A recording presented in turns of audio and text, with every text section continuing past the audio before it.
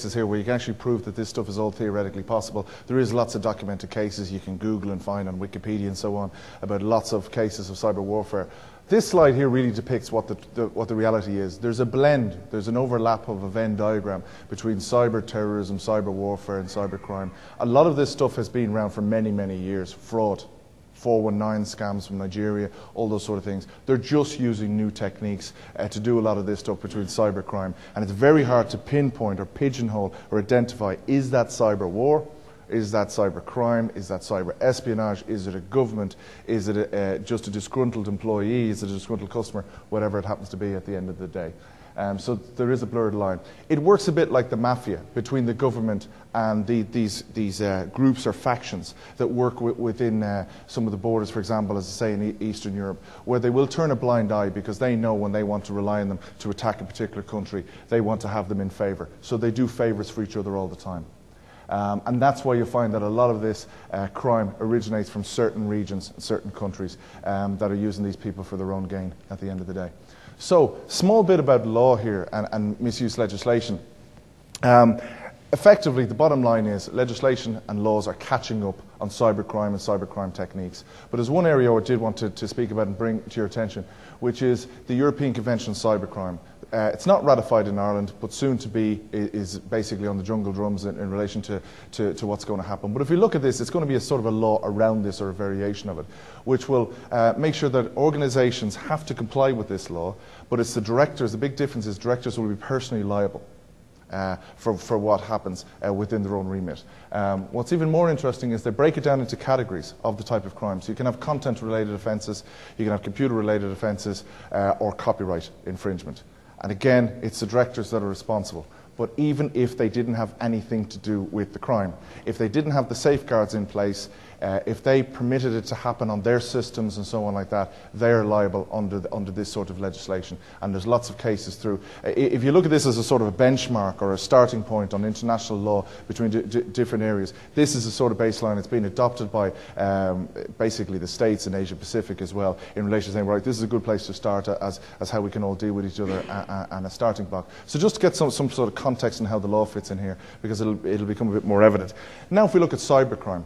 Cybercrime has absolutely escalated in the last few years, and mainly because there is a broken down economy of cybercrime, broken into many different factions. Like any other economy, there's different people play different parts within that economy.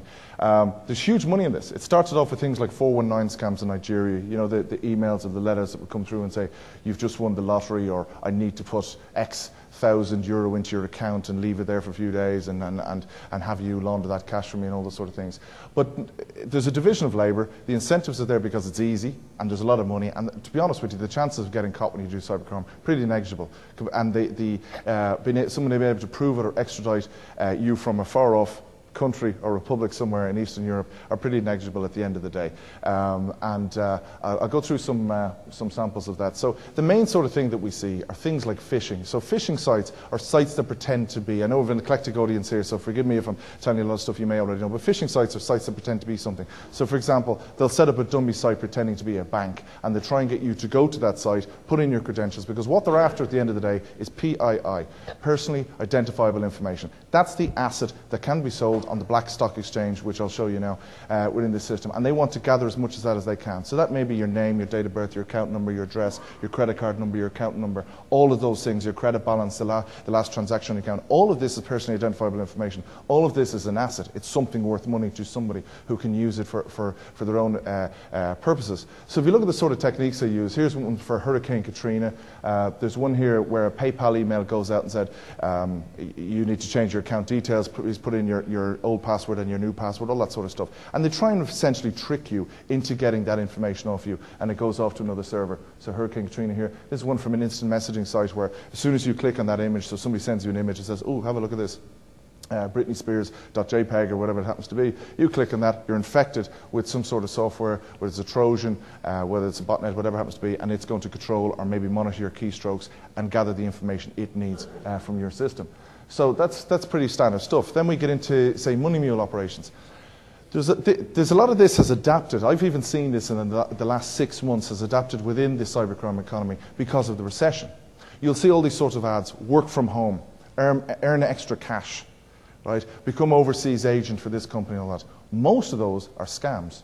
Most of those are trying to get you to be a money mule. And there's a long-standing practice. They pick on students, they pick on unemployed, they pick on all sorts of people that they will see as being vulnerable, that want to make quick cash very easily in this sort of thing. So they put up all sorts of, they'll use all sorts of different tactics and so on to do that. But essentially they'll send out an email offering somebody a job, or they'll put up an ad I've seen them in buy and sell magazines, I've seen them in the more reputable newspapers and things like that as well. This is what one looks like. This is one from supposedly from Credit Suisse, which conned a lot of Australian students. Massive amount of them. The website looked very authentic. It had all the details on it. A lot of people signed up. The bottom line is that the employees become the victim of their employers at the end of the day, because the last thing they do is they get them to, they launder their own account, and they clean out their own account. So essentially what they're trying to get them to do is they're trying to put money into their account. They'll even keep them going for months, and they'll pay them month 1, month 2, month 3. Then all of a sudden we're going to transfer some funds into your account. Can you send it by Western Union? We'll put 6 in, you send out 4. You've just taken cash and laundered it and sent it on if you're a money mule. On that side. These are the sample titles that they use. So this is what I mean about a broken down economy. There's all different areas that they're all working in, and you'll see it's not just all online. It's not just all in these hacking forums and hacking groups. You'll see these sort of jobs being advertised all around. The traditional threats of things like laptop theft are still there. And you look at laptop theft and people say, well, what's the risk in a laptop theft? At the end of the day, I lose a laptop, few €100, whatever. It's the data, it's the PII, the personally identifiable information on that is an asset.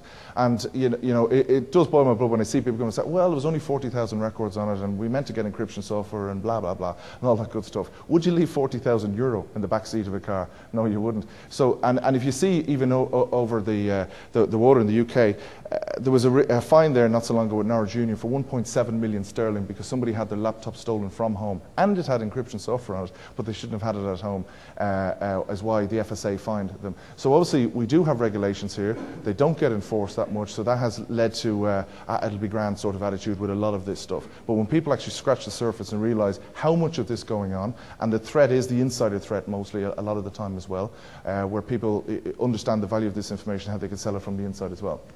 Okay, I want to talk a little bit about the malicious tool evolution. So there's a whole industry, as I keep pointing out here, has developed. But there's also new buzzwords. Crimeware, hackers for hire, all this sort of stuff, right? It's all there. So you no longer have to be the geek with the pointy head and the toga and the sandals and the Smarties and co. and programming away and trying to hack into one computer all night. You simply go online, you buy some crimeware.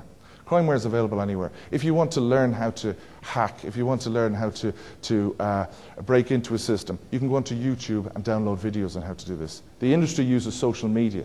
The industry, being the cybercrime economy, uses social media and could teach us all a lesson in traditional commercial models on how to use social media, on how to proliferate, how to actually get their ideas and how to build up their workforce, their customers, and so on, essentially. So you see it on YouTube. If you look at all the books for sale on Amazon, they sell 4 to 1, the ones written on the dark side, if you like, telling you how to hack, how to break in, as opposed to how to defend against this sort of thing and so on like that. So there's a massive interest around this at the end of the day. This is what crimeware looks like.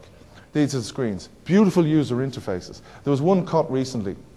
A guy developed, and I'm sure a lot of people, when I give this talk, will say, oh yeah, I got that virus. Whatever. There's a virus went around which pretended to be antivirus software. Very clever. Came up, said, I spotted a virus. Click here to scan, and you click scan, and it kicked off, and it looked like it was scanning through your system and everything else like that. It would come up, it would identify viruses, would identify cookies, all this sort of stuff. Said, okay, you need to subscribe. So all of a sudden you subscribe, and you're paying the Russian mafia for your antivirus protection. For a virus, effectively. When they caught one of the guys in the States, he had over $250 million in his account. One of the guys that had partaken in that scam. Right? Massive business. This is into the hundreds of millions of dollars. It goes on that side. They also work in the cloud. Right? They have these services available in the cloud, so it's crimeware in the cloud, where you can go onto these sort of sites to buy the type of information. You can go in, you can click through, and you can buy credits. You can select what country you want the credit card numbers for, what sort of information you want, work your way through, pick it out, and pay for it on a credit system. So there's an example of the sort of credits involved on the different area. Okay, so if we look at now the buying and selling information, there's one thing